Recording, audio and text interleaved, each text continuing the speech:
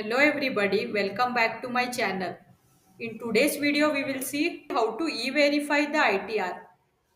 If you are new to my channel, I request you to subscribe and hit the bell icon below so that you can get notified when I post new videos. So once you have submitted your ITR, you have to e-verify it within 30 days. Without e-verification, the ITR will not be processed. In order to e-verify your ITR, first you will have to log in into the income tax e-filing portal. The link to the portal has been provided in the description below. You will have to log in here using your credentials. Once you have logged in, navigate to e-file. Under e-file income tax returns, now select e-verify return. Now you can see the return that you have filed. Now click on e-verify.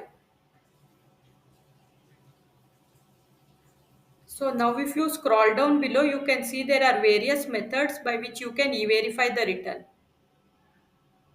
Using Aadhaar OTP, using digital signature certificate, through net banking, through bank account, through demat account.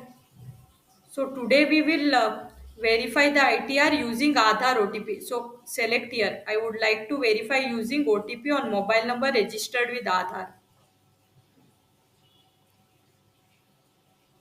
Click on continue. Now you will get this message prompt. Click on I agree. Click generate Aadhaar OTP. Now you will receive an OTP on your registered mobile number. Once you have entered the OTP, click on validate.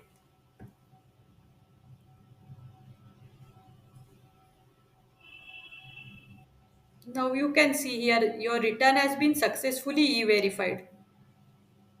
You will be able to download the return here and download the acknowledgement from here. Once your return is e-verified, you will also get an email with an acknowledgement to your registered email ID. You can download the acknowledgement from there. Thank you for watching the video. In case you found this video useful, please like, share the video and subscribe to my channel. I will see you all in the next video.